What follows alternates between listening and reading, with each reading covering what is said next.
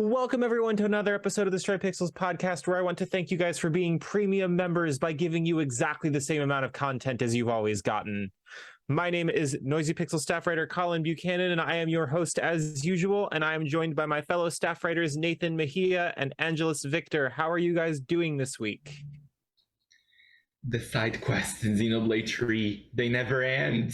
No, that's the point. That's what you signed up for. Yep. I have not played Xenoblade 3 and instead decided to play Cult of the Lamb, which That's probably a better idea. That's a game right there. I refuse to comment on that. Yeah, at least it's not hiding behind all of its side quests, so you don't realize how bad it is. Oh my god. Anyway, this week I wanted to finally deliver on our promised update on once again going back to the very first topic we ever discussed, which is the PS Plus revamp as it now stands. So to kind of give you guys a recap, we started hearing very early this year, I actually think it might have been late last year, that Sony was looking at revamping their PlayStation Plus and PlayStation Now service, most likely discontinuing the PlayStation Now branding in favor of folding it all into PS Plus, because PS Now's brand is kind of dead in the water. And the idea is not necessarily to compete with Game Pass, because they are specifically not doing Game Pass's business model of putting games on the service day and date for first-party titles, because they don't need to, and because games don't make money that way. So instead, what we're looking at is meant to be a much healthier catalog of games from previous generations that stay on the service for longer than Game Pass games typically do. And we kind of kept reporting on this as we heard more rumors, until finally we got the confirmation of the service and then the launch of the service. And now we have officially gotten the list of games that will be added in the second month of PlayStation Plus Essentials, Extra, and Premium. And there's stuff to talk about. So to kind of recap last month, because we didn't talk about this last month. So the July 2022 games, this was the first month after the refresh launched. The big marquee title was Stray, obviously coming day and date thanks to Annapurna Interactive. But the rest of the slate was not bad. This was actually a pretty solid month for the extra tier, and it looked like, you know, some of the better months that you'd get on Game Pass. We got the Final Fantasy VII Remake Intergrade, so this was finally the PlayStation 5 version coming without having to pay the extra upgrade. We got Marvel's Avengers, we got a bunch of Assassin's Creed games, basically everything from the Ezio collection up through Unity, because they cannot put Syndicate on here because it still does not work. Wow. Yeah, I don't know if they're ever going to fix it, but there is a big gaping hole in the service right now.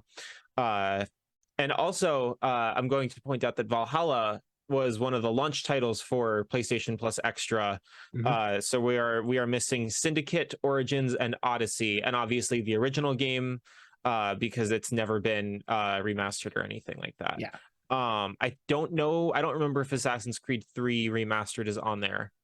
I don't think it is. Okay, then that's also missing. Because I think that was a pre-order bonus for Odyssey or something like that. No, because it did get a full retail release. I have it on disc. Oh, okay. It did get a full retail. Okay. Yes.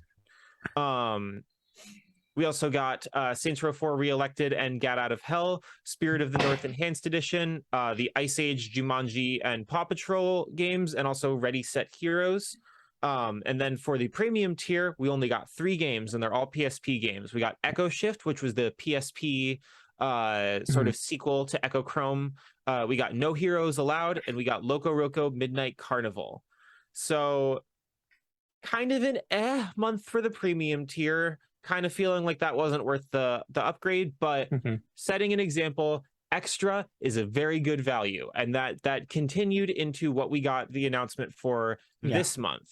I should also mention the July PlayStation Plus essential games were Crash Bandicoot 4, It's About Time, the Dark Pictures anthology Man of Medan, and Arcade Geddon. So very good month. This month, we did continue that trend. Thought I had the tab up. What the fuck?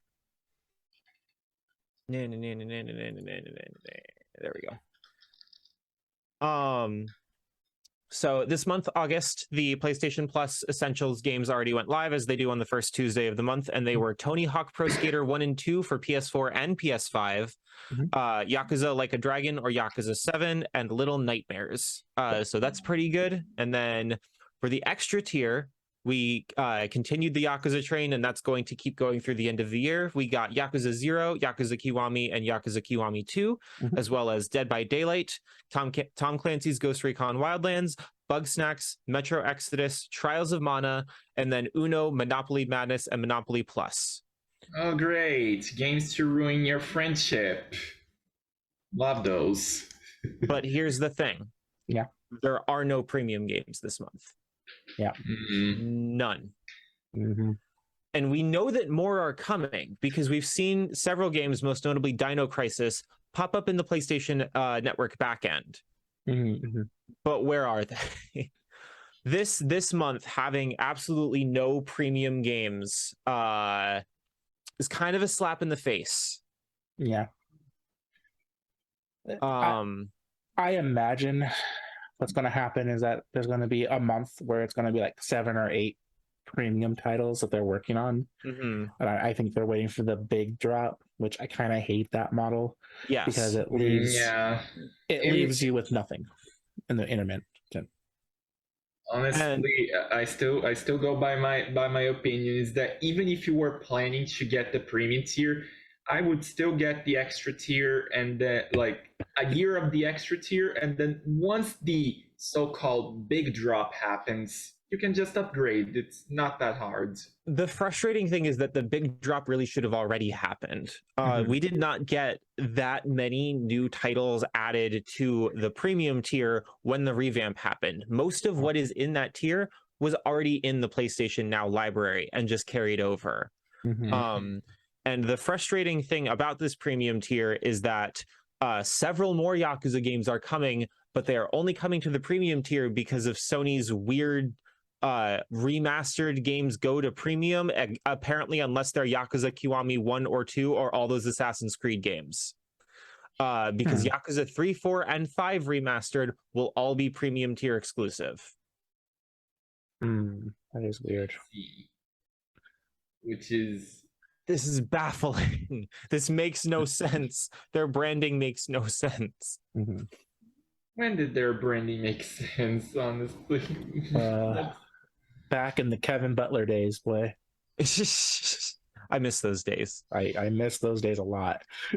So what we were promised with the premium tier was a robust collection of classic games, which, I mean, if you consider the fact that this is also the tier that includes all the PlayStation 3 streamed games, valid. If you have the connection and the patience to actually get into the PlayStation 3 streaming library, the premium tier is still worth it. There's several hundred games in there. And if you're like, you also need to be fine with the fact that I don't know if they fixed this since then, because I do not have premium to try it out. The PS3 games only stream at 720p. So no, I believe that they upped that. Although it is worth noting that the vast majority of PS3 games natively ran at 720p. So that's not even the biggest knock, really, because that was already what the console was outputting. Because PlayStation didn't go up to 1080 until the PS4. Because the PS3 was a very kind of had HD as like a back thing, because we were still, like, at least me, I didn't have an HD TV until the release of Final Fantasy 13, and it was even months after that. And there were PS3 titles that ran in 1080p, but they were very few and far between. It was not the standard. So if you've ever wondered how games that look like the Final Fantasy 13 games ran on the PS3 just barely, that's how. It's because they weren't running at 1080. And But that is one factoid I did not know. The more you learn, right? Mm-hmm. So the pattern that we're seeing thus far, they added 3 games last month, none of which had additional trophy support. I believe they shadow dropped an extra game in there, although that might have been one of the ones I already mentioned. Mm-hmm. But they didn't like announce it or anything. People just discovered that it was suddenly there. Yeah. And now this month, nothing. We know that there are games coming, but this is kind of inexcusable to have a month of nothing for the people that are paying extra for your service, like adding nothing to it. Can you imagine if like Netflix was just like, oh yeah guys, we kind of forgot to like do stuff this month, so for November we're just not adding any content. Please don't unsubscribe. We'd really miss you guys. You got to help us make the service better by invest. Like, no, people wouldn't go for it, and it's ridiculous. Like, yes, Sony is not quite like as invested into this as Microsoft is into Game Pass, because Game Pass is Microsoft's entire plan. Mm-hmm. But having nothing is unprecedented. Mm-hmm. So I don't know. I'm worried. I'm worried about this long term. I'm worried that we got like a couple of really cool drops right at the beginning, and from here on the premium tier is going to be potentially about as barren as like Nintendo Switch Online. Which I mean, Nintendo's you have Sega games on there. with the expansion pack. Yeah, with the expansion pack. Yeah. Which, you know, that might be an even better comparison. But the extra tier is proving to be a phenomenal value. Especially, you know, as I always recommend, you know, even with this premium thing going on, paying for the full year in advance, because you save literally like half, depending on which tier you're on. And the lists for extra, it feels like we're finally getting like the huge drops of games that Game Pass has always been getting, and PS Now has been missing, because your average month on PS Now, they were adding like maybe 4 titles, and 2 of them would be like expiring in 3 months. So it's really exciting to be getting a bigger variety and just a bigger quantity in general of games. Like, no, they're not all heavy hitters. I don't think that any pro gamers are out there like, yes, I'm gonna platinum trophy Uno, it's gonna be amazing. I don't know, maybe Bailey will go for it. Bailey would do it. Yeah, I'm gonna make Bailey platinum Uno. But the premium compared to the competition is, and I still say it's still a trend. The Japanese catalog continues to be so much better, and I mean that's just for me. I was gonna say like that. Yeah. I don't know how many games are specific to there and how many games are specific to here. Yeah, so Japan has a few games that are still there. For instance, if you have like, so I would say premium is just a bit more compelling in Japan, but like just a tiny bit, because for premium you got literally the entire Falcon library plus some Yokai Watch games, all of which are games that like if literally if you want a crash course and play through all the games and you have the Japanese knowledge, just go with the PS Plus Premium in Japan for a month or so and play through them all. You won't regret it. Sure, but I will point out that like, so Yokai Watch, I'm going to start with Yokai Watch, is kind of niche. That's why the games did not, like, they did okay in Japan. They did well enough to keep the series going, but like level 5 doesn't exist in America anymore, partly because of Yokai Watch, because they released the games here and they belly flopped. Yeah. And they kept going. I don't know why they kept releasing them after the first game just completely tanked, but like it's kind of alarming that a lot of money was dumped into this project when it was not selling. And then Falcom, that's cool. That's probably, you know, more interesting to a greater percentage of our viewership than it is to a percentage of like the game playing public as a whole. Yeah. Because they're very niche games. Like even we're kind of in this bubble where we feel like Falcom games are like these huge events, but these games, like I don't think a single one of them yet has able to been even crack like 500,000 in sales yet, if I'm right. I have not checked the statistics, so you I want to cannot look? really say. You would be able to find that out easier than we would, because I'm sure that news would be in Japanese. Yeah. And even then, like with Trails, I only ever heard a big uprise about Cold Steel 1, and then after that, I didn't hear anything more about Cold Steel. Okay, I found it. Okay. As of February 2020, Trails as a whole, if we add up everything, 4.5 million copies. Okay. So that's everything up through Trails of Cold Steel 4. Yes, and this is not counting. So I guess I was probably the incorrect. titles. But like, you understand what I mean. Like, Persona 5 has sold more copies than the entire Trails series had up through February of 2020. Yeah. So that's really cool to people that are already invested in the Trails games, people that can read Japanese. But in turn, like, we're talking about a fan base, the Sony, like, the Sony fan base, like, that whines doom and gloom if they don't get at least one AAA game in PS Plus every month.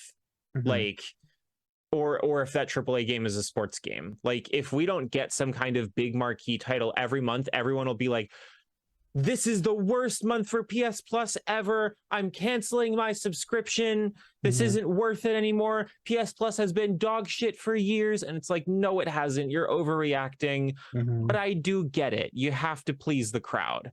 And it's cool to see Yakuza getting a bigger push from Sony, especially after Microsoft put more promotional work into Yakuza 7 than Sony had for the entire franchise up to that point.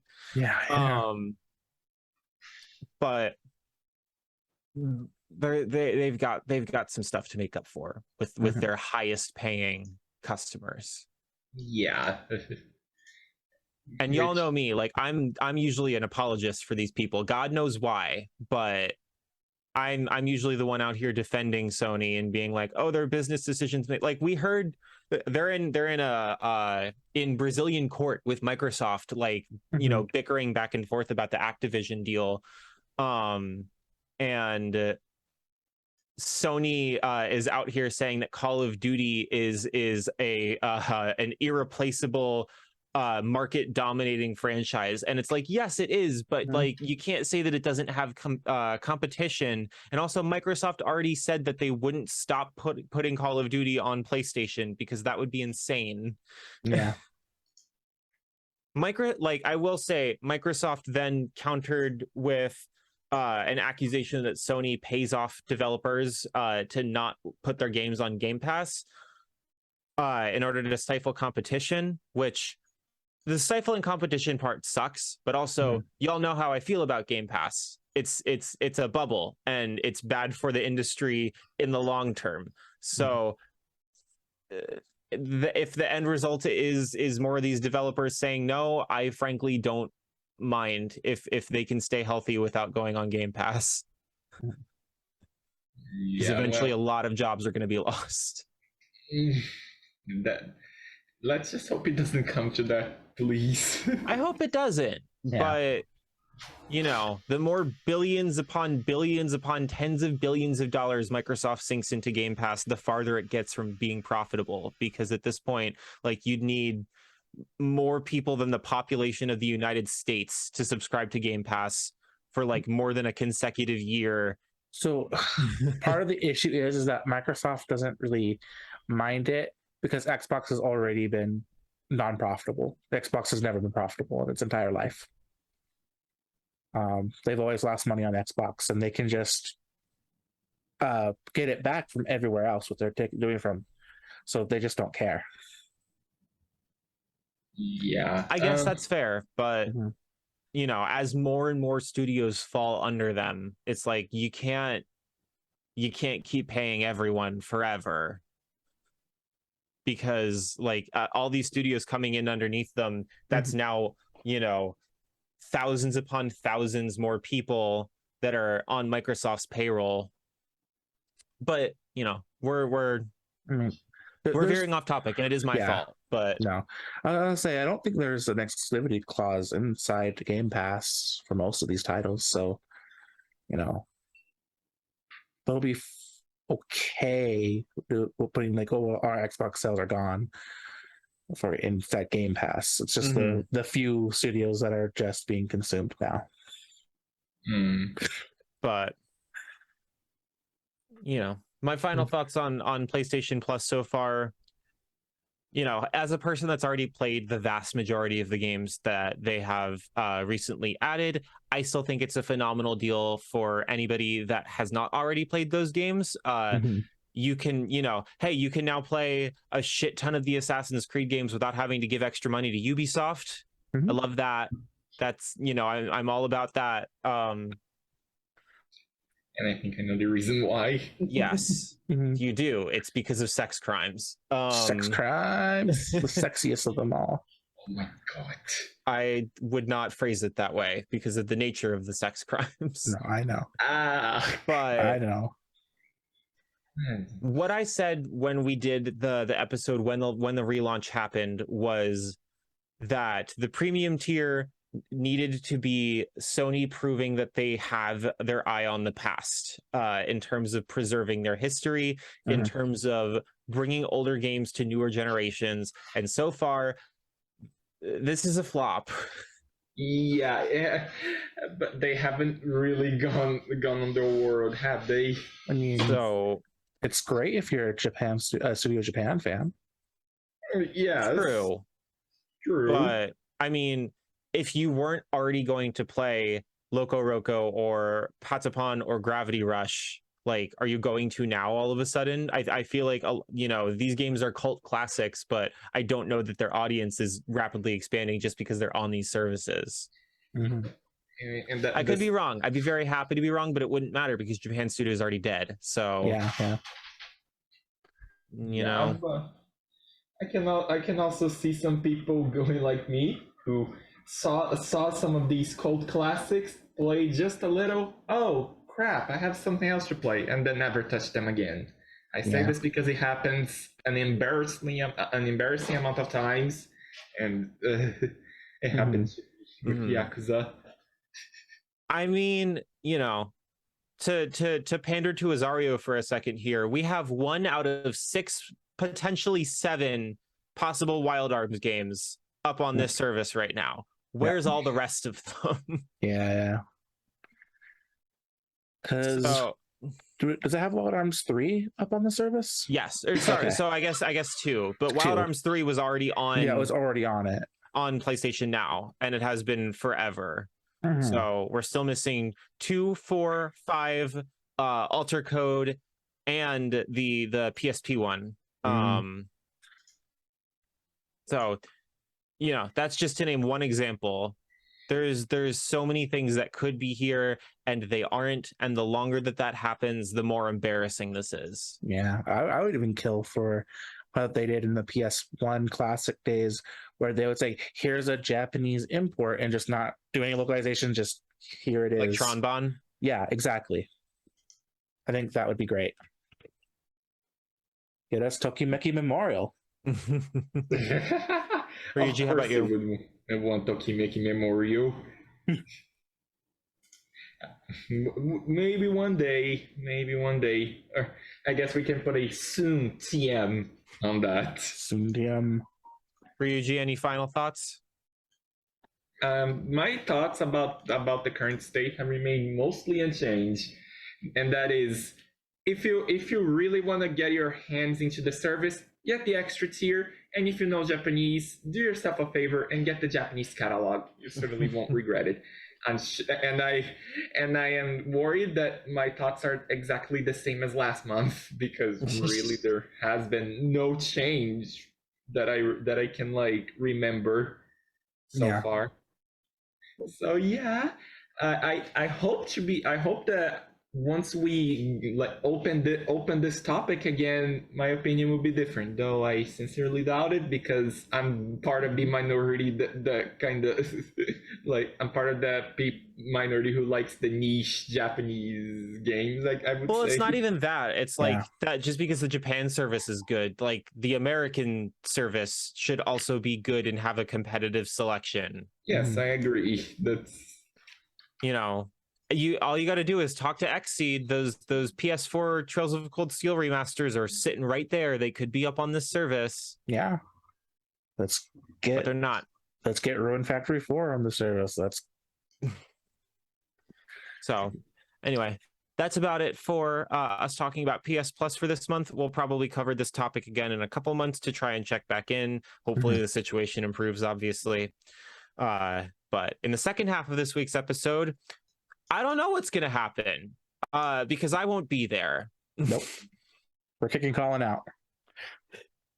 I'm fired now. I've been fired from my own podcast by the powers that be. Yep. So I will see you guys next week. Hopefully Nate remembers to do the outro. I might have you send it to me. Catch you guys later. All right. As you can see, everybody, Colin's gone. I've taken control. I'm in control now. And we're just going to talk about some Splatoon. So, can't remember what day it was. I think it was yesterday. There was a big Splatoon direct. Is that correct, guys? It was. I think it was the day before yesterday. Yesterday. Okay. I don't know how to answer that in regard to time zones. It's probably a different answer for me. Probably is. Yes. It's probably been like 2 months for you. Yeah, basically. that lines up. Yeah, so you had to completely rewatch the direct. I had to watch it for the first time before this. Yeah. But there's been a lot of information, a lot to download. We're gonna start off, of course, when the direct started off with, which was Turf Wars. Nothing seems to have changed too much between the last game with this mode. It's the good old fashioned, what have you. Out of the new stages, I think I liked the Eeltail Highway the best. What about you guys?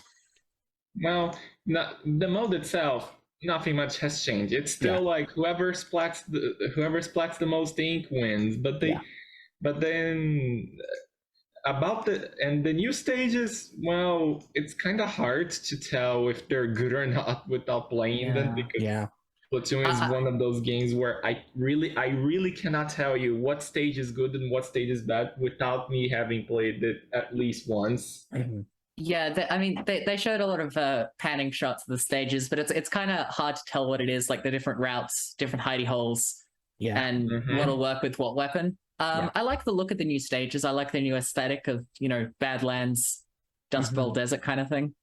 Yeah, and I also heard that the whole concept of the Splatlands, at the very least, is based off the neon districts of Hong Kong, which is really cool. Ah, right, like the hub area.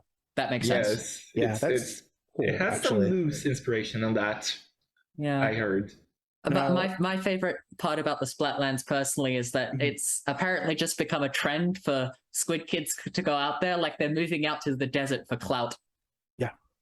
I mean, it kind of makes sense, like, because that's what people here, at least in real life, would do. They're like, oh, we're going to this desert that everybody's going out to. Why? Because I'll get money. Yeah. I'll get the fame. we're going to go out and do turf wars in the desert to either die or prove a very important point. And what's very that point? Important. We don't know yet. Yeah. And then, of course, I think one of the new little abilities they showed off was that you can like retreat when you jump out of the ink when you're a squid. And I guess now it'll blast back ink, or at least blast away ink when you barrel roll. Yeah, so it's like a dodge roll with a bit of iframes, which it's a nice addition. I'm glad. I think a lot of the changes we've seen in the trailers are kind of small things, but I think they add up enough that this is definitely like going to be different to 2. Yeah, because that alone, like, as I remembered, if you get caught like in the ink, and especially in your enemy's ink, you're just dead. So having that little bit of like get out now might could make the difference. Could make some really interesting plays. Especially the new weapons like the Stringer, the Splatana,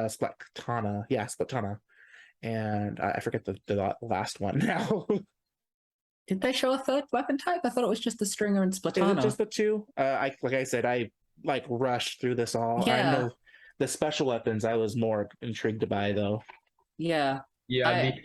I was especially interested by the tactic cooler, which is basically you put a big fridge on the field and everyone gets a drink and boosts everyone. That's a really interesting like concept, because I believe so far there were no special abilities that did buff. I mean, there were, but I think it was only the, like, if you can consider it a buff, the ink armor from 2, where it would make it a bit harder for anyone with the ink armor to like get splatted. It's like you would still get it, but it would be like a little harder to get to do so. That's the only buff I remember from 2. Yeah, like there are passives you can buff yourself with, but the ink armor and now the tactical are like the only ones that apply to the whole team. Yeah, that's right. Yeah, there was. I've been following the Twitter account for Splatoon for a bit as well, and there is some other stuff they didn't show in the direct. Like they were teasing a new bomb type that sort of ricochets around a bit. And I think it's just mainly for like, cherry tapping, just a little bit of extra damage and just to shoot around a wider area rather than being a big hit. But I'm excited to see what they haven't shown yet, like in the direct and on stuff. Yeah, well, speaking of stuff they haven't shown in the direct, there was one thing they really glossed over, and I have my eyes on it, that the Twitter account that you mentioned might like put a little something about it, is that for a brief second, when the terminal was accessed, there was a menu option called Splatfest Regions, which immediately intrigued me, because it is a known fact that what is the theme of the Splatfest depends on which region you are. Japan got a bunch of crossover stuff. Europe got I forgot what some of the themes in Europe were different, and then America also got like some themes. The coolest one I saw from Japan was the theme from 1, where which one is better, milk tea or lemon tea? And it was the first time we saw white ink and yellow ink, like a bright yellow. I really enjoyed the Japanese Splatfest, because they use the branding to juice all sorts of different collabs. So the fact that we might be able to set our Splatfest regions is a big thing. Oh, yeah, they didn't show that off really in the direct, did they? But you can no, it's just, the button was there, so I was like, ooh, Splatfest regions, I wonder what that could be. I mean, and it also could not be what I think it is, but considering it had a little globe and said regions, I assume that's the button for changing like what region Splatfest would you want to play. Because like gone are the days of region lock. No, and that's fair, because like you said, but then again, a lot of those Splatfests were definitely more regional, like milk tea versus lemon tea, which here in America not many people would be partial I have no to strong them. feelings, no. Yeah. I agree. It's like, wow, I think you got stuff like coffee versus tea and stuff like that more likely on that version. Well, any more things you guys want to say about the weapons or anything like that before we move on? No, I'm really interested in the Splatana over the Stringer. I like that it's basically a fling focused version of the ink brush. Yeah, I like that, and it looks like a one of those car squeegees for cleaning windows. Yes. I always love the design inspiration they put into the weapons, like random household stuff repurposed. It's great every time. And yeah. No, that is pretty cool. I remember looking at that, I'm like, oh, that looks really cool. I have a friend who's going to be in love with that, because he wants all melee weapons all the time in initiatives. Yeah, well, you were studying the splatter shot. I studied the blade. Yeah, exactly. So he's going to lose his mind over that one, probably. I like the wave breakers, where they it's a special weapon, but where it starts off the thing, it helps maintain an area and kind of more of that support role that I like to feel better. Yeah.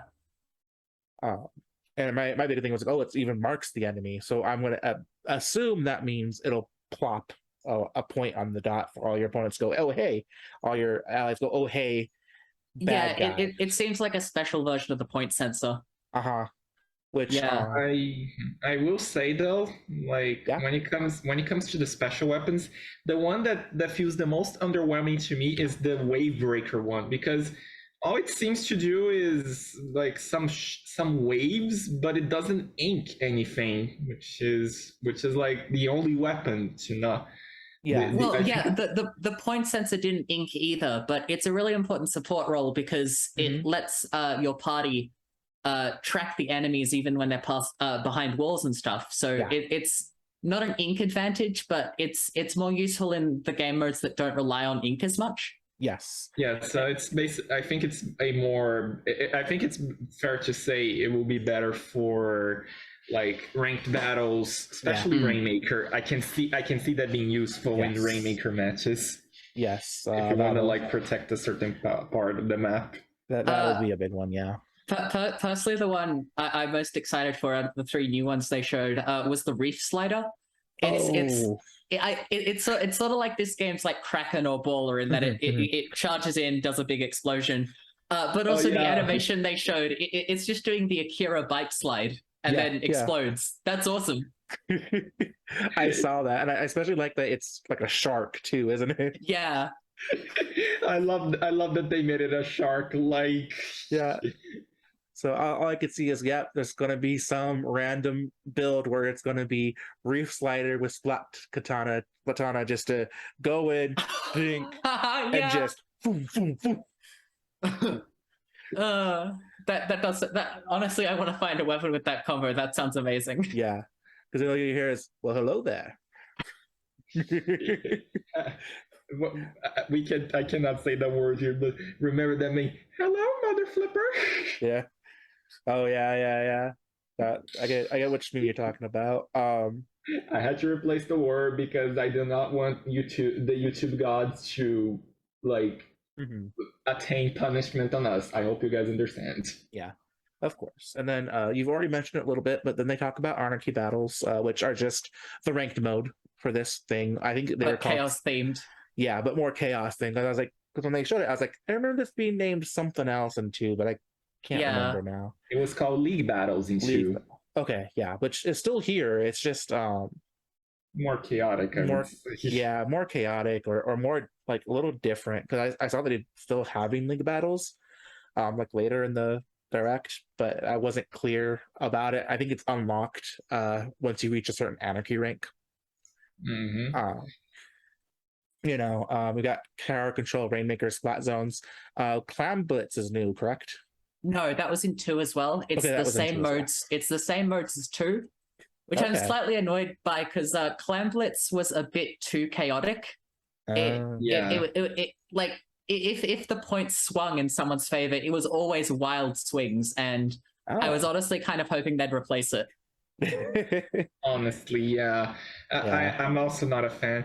I'm also not a fan of Tower Control because that one, like, once the it was always like, if the tower reaches a certain point of like to the opponent's favor, it's so hard to get it to your side again.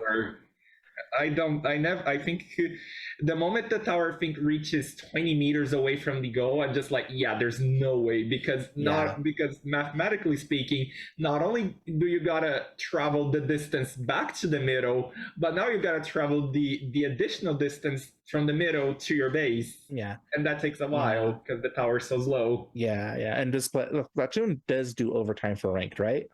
It does. Okay. But if you're overtime and the enemy's ahead, all they have to do is get you off once, and then it's theirs. So as soon as you're off, you're done. Okay. Yeah. So which is not hard to do because the tower just passes through many places, like easily.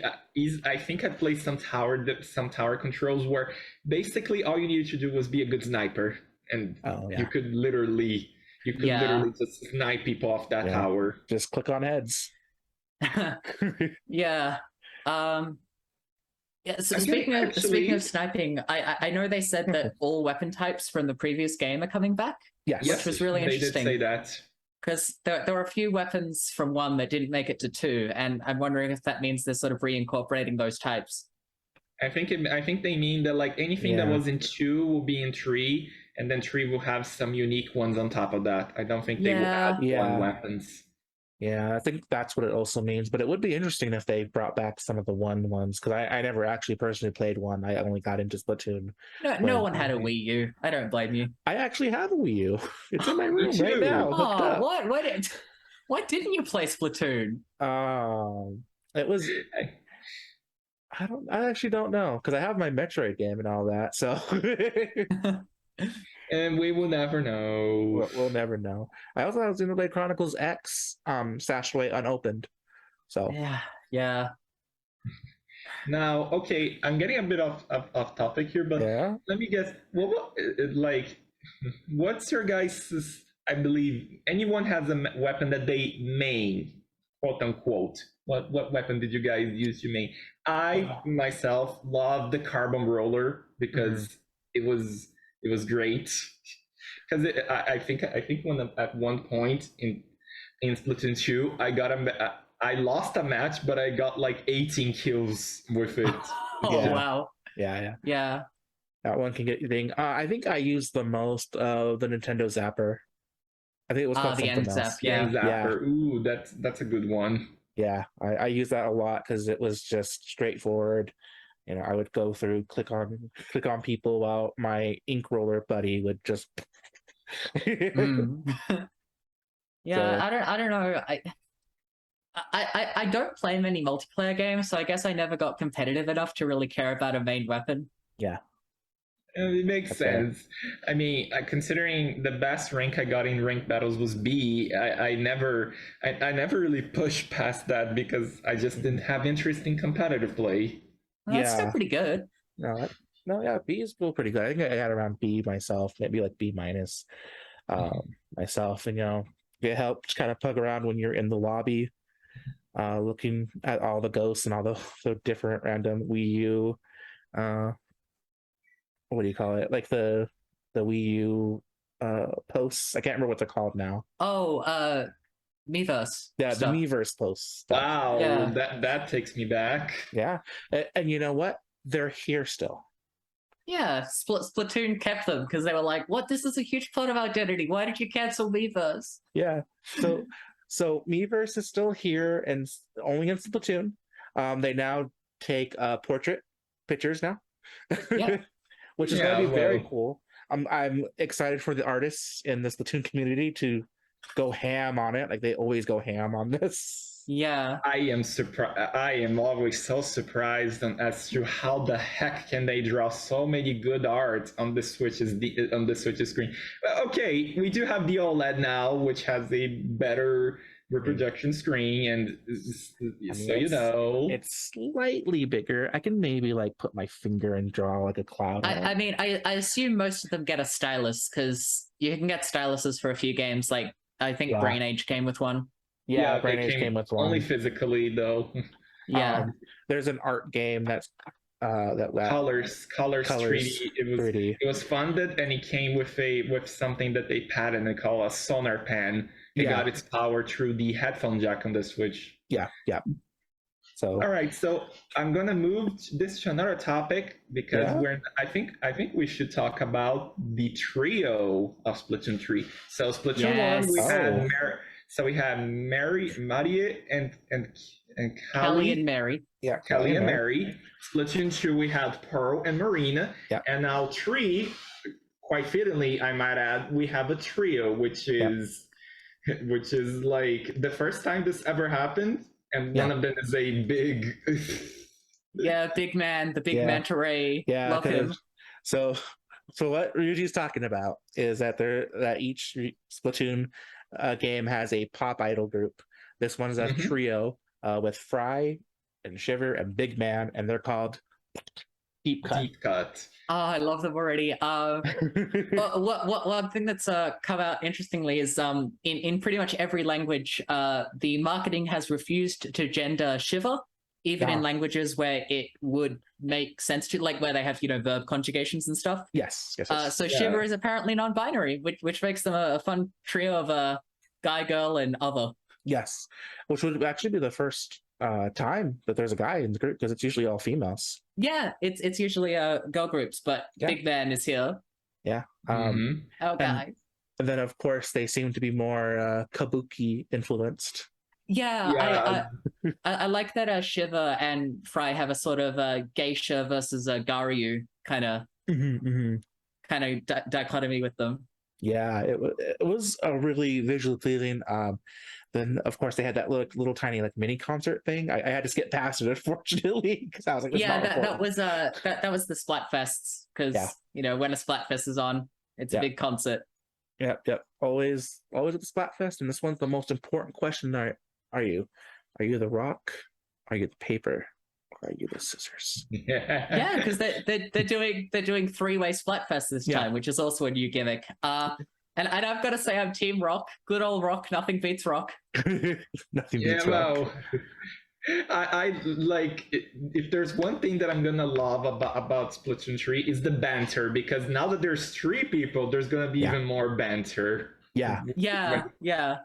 I also like that with the trio, when they're hosting the news too, they'll even have little updates just on the upper left hand corner as you play. Yes, that was what I was talking about earlier with small improvements. That's actually, they kind of glossed it over, but it's basically a new quality of life improvement, because up until in 1 and 2 you could not skip the news at all, but this time you can. I even saw the command, you can press down on the L stick and it will still show you the news and everything, but then you can already get ready with your equipment and stuff, and as they do. Because as much as it's fun to watch them bantering about the stages, the novelty does wear off after a time. They eventually run out of quips to have for each stage, and it's like this is a really appreciated feature. I think a lot of people are gonna be thankful. Yeah, for sure. Especially since I think in Splatoon 2 particularly, you would have to see the news again if you ran into a new day. Yes, if the map rotation changed, it would play again. Yeah. So I'm glad they're just doing it up in the corner this time. Which actually in 2 it just says the battle. It just gives you a pop up like the battle stages has changed. Okay. So in 1 you can they would play again. Then in 2 they added if you booted the game at say 4:59, 1 minute before they update, and then you watch the news and everything, and then boom, your clock is now 5 p.m. You would just get a pop up saying the battle stages have changed. And that's it. Okay. You would not watch the news again. Unless, of course, you close the game and open it again. Then you would play those again. Every time you boot it up. So that makes sense. So it's a good change. So, and I also definitely enjoy the fact that now there's more customization, like with the splat tags and lockers and stuff. The splash tags are amazing. I always love the names things get in this series. And there's also a catalog where apparently you can dab. You can have a dab as your victory pose. Okay, Nintendo, I see you. Yeah, but Splatoon has always been this really weird game where they're the most forward-thinking group in Nintendo for whatever reason, because the locker rooms are a very fun way of showing what every other game has, the recently played with. But now you get to see their fun little locker. I've always appreciated Splatoon for being decently in touch with sort of youth trends, albeit with a layer of sort of ironic 80s slang over everything. But it's honestly, it's pretty in touch for what it is. No, it's very thorough. I mean, I didn't really see what they have with the Nintendo Online app, but then of course they're gonna have connectivity with that. I can't remember exactly what, besides maybe leaderboards, the shop, You can access the shop whenever you want. There's like a few small quality of life things on Splatnet. Yeah.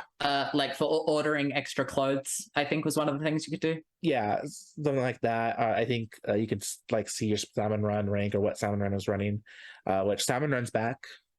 Yeah. Does anybody care about it? No, I mean it's a fun alternate mode. Yeah. It's Splatoon zombies. Yeah, it's Splatoon zombies. It's fun. It doesn't do anything. I'm really interested about the TCG coming out. Yeah, that was wild. I was like, really? At this point, people are going to be playing Splatoon not for Splatoon, but so they can sit there and play this card game. Yeah. I love the like enthusiasm of the narrator, and then they were like, "Oh, sorry, I must have lost my composure." Anyways, here's about a card game. Yeah. To be fair, two had a rhythm game, if I recall correctly. Oh yes, so did one. I'm assuming that's still in. They just didn't show it because it's been in both. Yeah. I'm sure they wanted to focus on the newer aspects, even though they gave us a whole rundown on turf mode again. I think the reason they put Turf 4 again is because they needed like some context for both people who never played Splatoon, and also because they wanted to introduce the new tricolor thing that's gonna be on Splatfest. Oh yeah. Which is gonna be exciting. Like though as far as I can tell, it seems there's gonna be only one stage for tricolor. But the trailer only showed one, but I don't know. It could be because I say this, and I don't know if you can agree with this, Nate. Mm-hmm. From a programmer perspective, I feel the stages might have to be changed when it's 3 people. You are right, because how every stage pretty much is either like a box where one end starts one on the other, or like a diagonal, or like a big giant square where corner.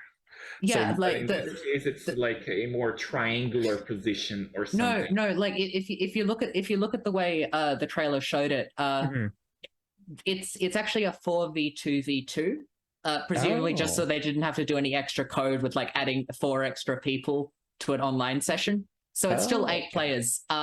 And the team that's currently winning the Splatfest is 4 people in the middle. So they have the numbers advantage, but the positional disadvantage. And that's how they're balancing it. So they don't need to redesign any of the maps. They just plonk you in the middle. That's interesting. That is very interesting. I thought it was really cool. And the trailer sort of goes by so fast that I actually missed it my first time. Mm-hmm. But I saw some comments talking about the 4v2v2, and I rewatched the direct, and I was like, oh, that makes sense. Yeah. No, that makes a lot of sense, meaning that you can get some really funky games where it's like, oh crap, my team is winning. I'm dying instantly as soon as I spawn now. It's going to be chaos, and I'm excited. Yeah, that seems to be the theme with this game, though. Pure anarchy. Chaos. Yeah, oh my. Okay, before we end, I guess we should talk about the new Salmon Run. Well, I played Salmon Run tons in 2. It's chaotic, and it can get kind of messy depending on the stage and depending on the bosses that spawn, and also how cooperative your team is, because sometimes I feel some randoms that I had over my sessions in Splatoon 2, they were like, okay. We never met the quota. It was torture. Yeah, in fact, I will not be surprised at all if the so-called Splatoon clans will make a return. No, it's not a featuring game, but it was more like small communities of players where they all put like little tags on their Switch names to indicate that they were like part of a group. I was in one. I was in a Splatoon 2 group. Like they signaled their presence in like the game modes by adding a little like diamond shape to their name. So if you were in that, I guess people could do that with their splash tags now, because you customize them a little bit. So that'll probably be. I feel Nintendo kind of saw the. I want to say Nintendo saw those clans and then gave people a better way to like wrap their clan. Yeah. I don't even know if the term is clan anymore. It's just community. Yeah, no, Yeah. clan is the correct term because it comes from Call of Duty mostly. Yeah. But yeah, I saw those players where they had the bracket and then like some Yeah, that's bracket. you know that was basically like, hey, so in case you just play a turf war with randoms and then you saw and then you see some with the bracket, you can just like, oh hey, it's a fellow mate. Yeah. That's nice. That's so it's a nice thing. But now with splat tags, I think that's gonna be even more easier to like express what you are. Yep. Yeah. All right. And my God, Merch, he grew up. Yeah, Merch is bigger now. Yeah. He's now and he's now British. Is he? Yeah, well, in Splatoon 2, he started with Hey Chum, and now in Splatoon 3, he starts with Oi Chum. Ah, I see. And I saw some comments on Reddit saying that, like, oh no, they made him British. That made me laugh, I'm not gonna lie. Yeah. To be fair, Oi is a very popular greeting in Japan too. Yeah. Nor would I say it's exclusive to Britain. Yeah. No. I'll let off a whole healthy Oi every once in a while. Aussie, oi, etc. Yeah. And Oi means hi in Portuguese, so you know. Oh, there's one thing we haven't mentioned about the new Splatfest yet. They teased a new mechanic where you can like get a last second boost towards the end of the match, like from whatever member of Deep Cut you're supporting for that Splatfest. If you saw that briefly. They sort of experimented with that mechanic for the final Splatfest of Splatoon 2, where the team right at the end you could call on Pearl to do her big killer whale attack as a sort of bonus. So they were obviously testing it out in preparation for this. Yeah. Mm-hmm. And I think it's going to be like a last-ditch comeback sort of mechanic. Yeah. Yeah, the final Splatfest is, I feel like like they always test new stuff. I mean, the outcome of the final Splatfest in 1 literally shaped the story in 2. Yeah, and 2's chaos winning is what led to the sort of Splatlands theme and anarchy battles really and stuff. Great. So yeah, which is a nice little tie-up, which you don't really see especially in like competitive extra modes. It's a nice touch that like they reflect the fact that turf wars are incredibly important in England culture by actually making them important to the story too. Yeah, right. Nintendo just does it with a Nintendo flair. Yep. Yeah. Even a modern idea has to have that Nintendo stank. Call it a stank. Yeah. But all right, guys. We've been rambling for so long, so I guess let's close it up with some final thoughts. Yeah. I am very excited for Splatoon 3, especially the upcoming demo. Yes. I'm excited for that. Which let us know. Actually, let us know in the comments if you're gonna play the Splatoon 3 demo, so we can all like join together and splat some people together. You know, could even be a stream, a Noise Pixel stream game. Yeah, maybe. Yeah, we should do that. Yeah, we should. Me personally, I like Splatoon 2. Splatoon 3 looks like it's gonna be more of the same, more good. So I'm just gonna wait till I get my hands on it. Yeah, I'm also overall pretty excited for the game. A lot of the changes individually are kind of small, but I think they add up, and I am excited to play this like over 2.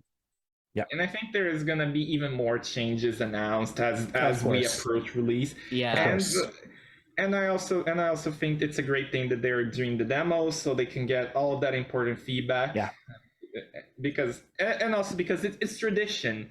Like Splatoon 2 had the global test fire. We also had the 2 global test fire, and also 3, and they all had Splatfests.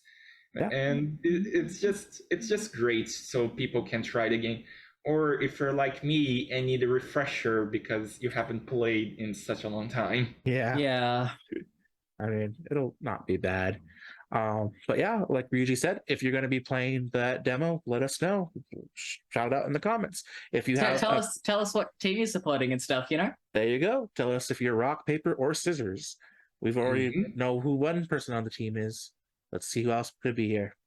All right, everybody. And as always, just thank you so much for watching. We're part of Noisy Pixel, and you can catch me at Less Than Nathan, Ryuji over on @Ryuji Blades on his Twitter, and then Madison, what is your Twitter?